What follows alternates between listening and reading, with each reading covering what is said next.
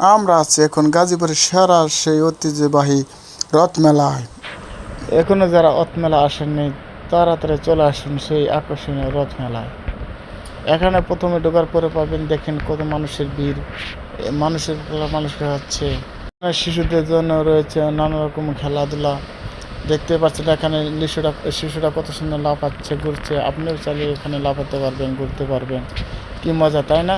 তারপরে দেখতে পারবেন হেলিকপ্টার। এখানে হেলিকপ্টার উড়ে আকাশের উড়ে উড়ে যেতে পারবেন।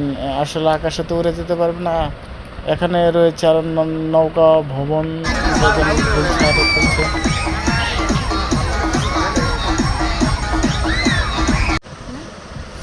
আর হয়েছে কেনাকাটা করার জন্য অনেক দোকানপাট, মেয়েদের জন্য, শিশুদের জন্য রয়েছে বিভিন্ন ধরনের খেলনা।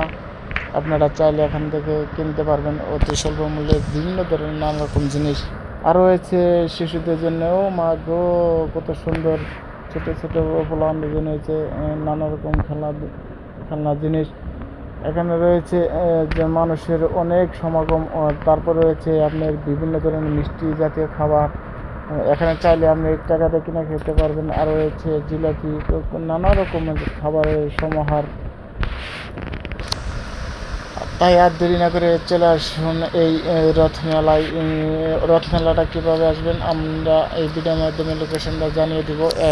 যারা গাজীপুর থাকেন তারা প্রথমে চৌরাস্তা আসবেন।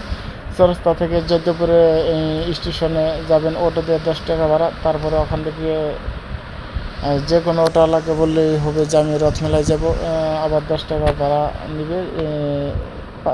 10 মিনিটের ভিতরে আপনাকে মেলার ভিতরে নামিয়ে দেবে। তাই আর মাত্র দেরি না, এক্ষুনি চলে আসুন এই গাজীপুরের রথমেলায়। আপনাদেরকে সুস্বাগতম। ধন্যবাদ। আজকের ভিডিও এই পর্যন্ত।